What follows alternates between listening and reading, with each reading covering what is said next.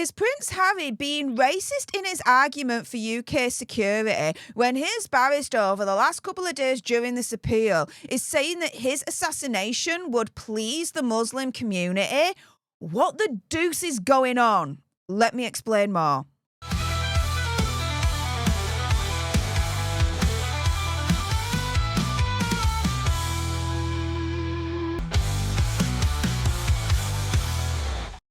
Hey up everyone, it's me, Stef the Alter Nerd, your nerdy alternative, and welcome to the Dose of the Daily Nerd, where I break down the royal news and gossip of the day that's pretty much caught me eye. And oh my goodness, yeah, let's jump into this madness, shall we? Because is Prince Harry being racist in his argument for UK security when his barrister is turning around and saying that his assassination would please the Muslim community? Where is this barrister getting this from? What the deuce is going on? Well, let me explain it and break it all down for you. Now, here's the headline from the Daily Mail. Al-Qaeda called for Prince Harry to be murdered and said his assassination would please the Muslim community, his lawyer tells the High Court showdown.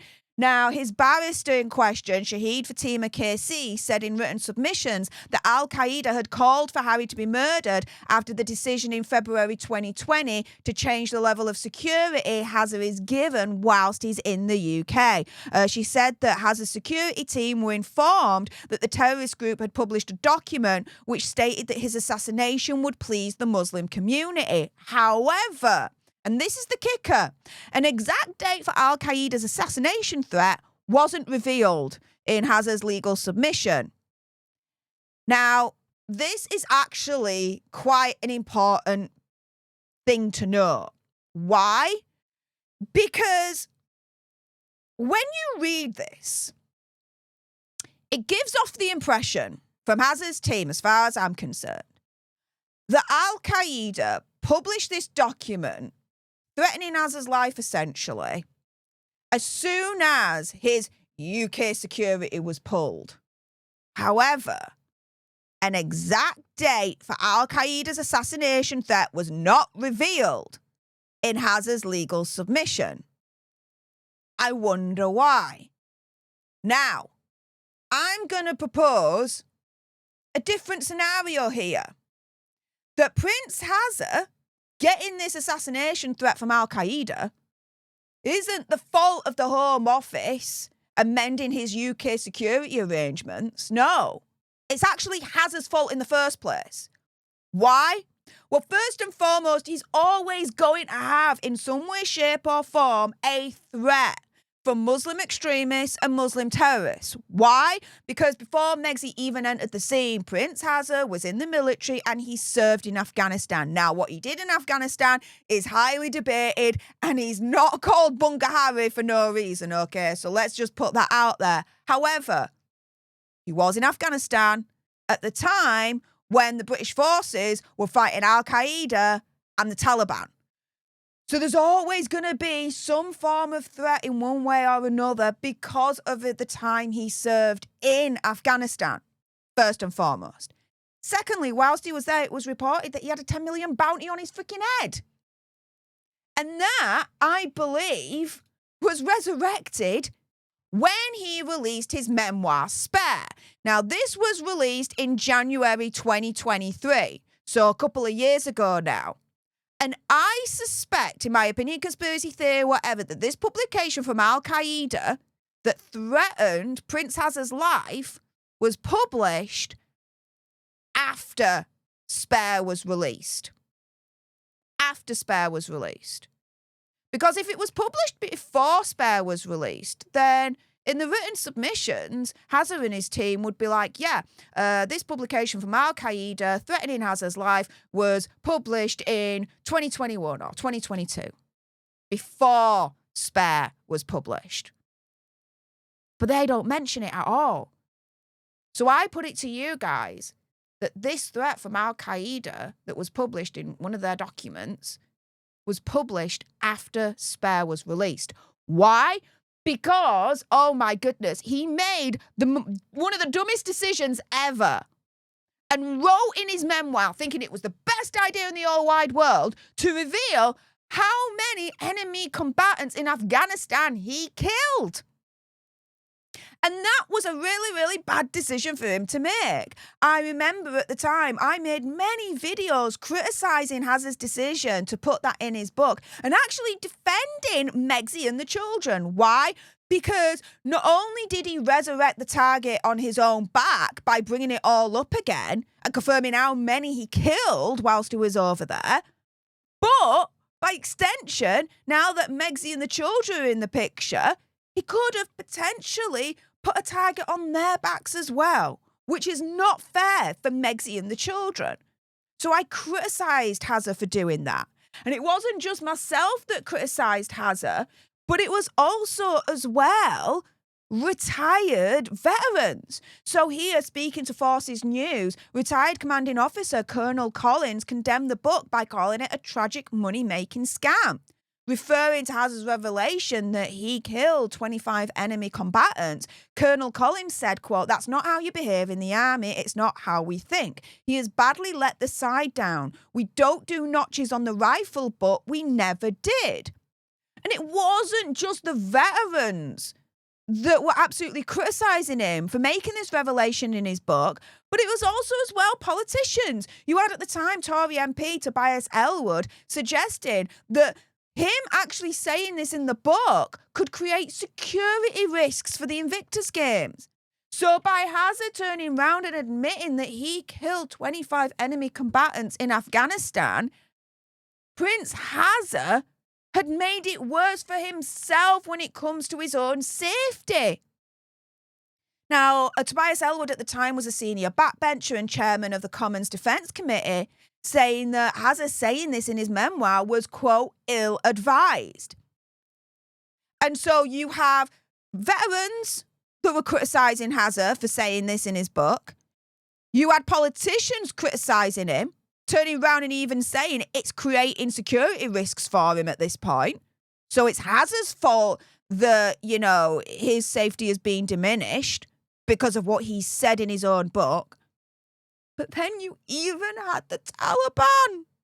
The Taliban took notice. And this is what they said. So you've got Hamidullah Hamidi, a member of the Provincial Council in Helmand, telling Sky News, if Harry considered himself a member of a civilised world, this is a shame for him to say that he killed 25 people. And it's an even bigger shame for him to talk about it proudly like an illiterate person of a poor society with no knowledge and no education. We are not only demanding that he be prosecuted in the international court, but also demanding the international community punish him as soon as possible. Then you also have a senior Taliban leader, Anas Haqqani, tweeting, "Mr. Harry, the ones you killed were not chess pieces. They were humans. They had families who were waiting for their return. I don't expect that the International Criminal Court will summon you or the human rights activists will condemn you because they are deaf and blind for you."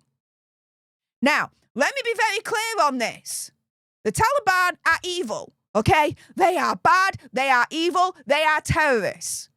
Do not like them, all right? Let me be very, very clear on this. But the reason why I'm giving you this information is because, to me, it proves that if there are any security issues between Hazza and the Muslim community, it's at the fault of Hazza. It's Hazza's fault. He's created the security issues. He's made it worse. That there was always a threat on Hazza from the Muslim community. Firstly, because he served in Afghanistan in the first place. So there was always going to be a threat from the Muslim community no matter what, from the extremist and the terrorist levels, right? But secondly, there's always going to be a threat on Prince Hazza from the Muslim community because of what he freaking wrote in Spare, admitting that he killed 25 enemy combatants in Afghanistan. Not only did the armed veterans condemn him for doing that, but the politicians did as well, saying that actually it's going to create even more security issues for Hazza. Then you even had the Taliban themselves publicly criticising and condemning Hazza for saying what he said in the book. Furthering, increasing the severity of the threat against him from the Muslim community, particularly the terrorist and the extremist section of the Muslim community. And so, for his lawyer, for his barristers, we come round full circle, to turn round and say, Al-Qaeda called for Prince Harry to be murdered and said his assassination would please the Muslim community, is a little bit disingenuous when they don't put across the notion that Prince Asa actually made security matters worse by admitting what he admitted in Spare in the first place. And that there was always going to be a threat from the terrorist and extremist elements of the Muslim community simply for the notion that he served in Afghanistan in the first place. They're trying to make out here, as far as I'm concerned, that this threat exists now because the UK has downgraded its security. No! No! This is legal spin in my eyes and does not take into account the full story as to what I've presented to you guys today. Like I said, Prince Harry will always have this threat because he served in Afghanistan and what he said in his book Spare, which has worsened the threat for him. And so I pose this question to you guys, and it's thanks actually to the fan of the Prince and Princess of Wales at Tribes Britannia. Prince Harry says he needs security in the UK because of the Muslim community. Can't wait for the Sussex squad to call him racist. So, is this argument from Prince Asa and his barrister racist? Is it racist against the Muslim community? I'm just asking a question. What do you guys think? With that being said, if you appreciated this video and you want more, believe me, of course, there's going to be more. You do not want to miss my next video. Then make sure you subscribe to join our alternate tribe. Like, share, comment down below your opinion, conspiracy theory, whatever. Do you think Prince Harry's argument for UK security due to a threat from the Muslim community is racist? Do you think the threat was there all along, regardless if the UK downgraded his security or not? Do you agree with me? Let me know in the comments down below. Thank you so much for tuning into this video. I appreciate all your faces. And until the next time, you guys, laters.